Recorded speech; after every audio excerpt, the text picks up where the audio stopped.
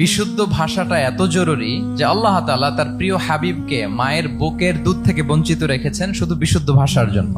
একজন মানুষ সর্বপ্রথম কোন জিনিসের প্রেমে পড়ে জানেন? কথার প্রেমে পড়ে। কথার ধরন, কণ্ঠস্বর, তার অ্যাটিটিউড, তার শব্দের জাদু, এটা মানুষের হৃদয়কে জয় করে ফেলে। তো রাসূল সাল্লাল্লাহু আলাইহি ওয়াসাল্লামের এই এলোকোয়েন্স ছিল। তিনি বলতেন আল্লাহ তাআলা আমাকে সর্বমর্ম বাচন ভঙ্গির অধিকারী করেছেন। মানে উনি যেটা বলতেন এটা ছিল very precise in wording but comprehensive in meaning. এটার যে দোতনা, এটার যে appeal to the heart of the people, to the heart of the listener, এটা অসাধারণ। মানুষের হৃদয়কে জয় করে ফেলতো। আল্লাহু আকবার। তিনি এমন ভাবে কথা বলতেন, কথার মাঝখানে পজ দিতেন, মানে একটু থামতেন যাতে করে শ্রোতারা বুঝতে পারে। এত চমৎকার করে ওনার প্রেজেন্টেশন ছিল, বক্তব্য মালাগুলো ছিল, ফলে যারা শুনতেছে ইজিলি মুখস্থ করে ফেলতে পারত। রাসূল সাল্লাল্লাহু আলাইহি ওয়াসাল্লামের সবচাইতে বড় ভাষণটি ছিল বিদায় হজের ভাষণ, খুব সম্ভবত। ওই ভাষণের টেক্সট গুলোকে যদি একসাথে করা হয়, আমার মনে হয় 10 মিনিটের বেশি লাগবে না ওই টেক্সট গুলো পড়তে। তার মানে সবচাইতে বড় যে ভাষণ ওনার, ওটা কত ছিল? 10 থেকে 12 মিনিটের ভাষণ ছিল। আমরা তো ঘন্টার পর ঘন্টা বক্তব্য করি, তারপরেও তো আমরা মানুষের মনকে খুশি করতে পারি না। উনি সেই যে 1400 বছর আগে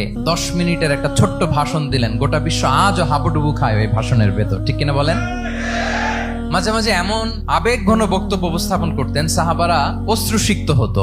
আবার যুদ্ধের ময়দানে যখন কমান্ড করতেন, তখন তিনি রেগে যেতেন। উঁচু কণ্ঠে তিনি কথা বলতেন, মনে হচ্ছে একজন সেনাবাহিনীর কমান্ডার তার ব্যাটালিয়নকে কমান্ড করছেন। আল্লাহু আকবার।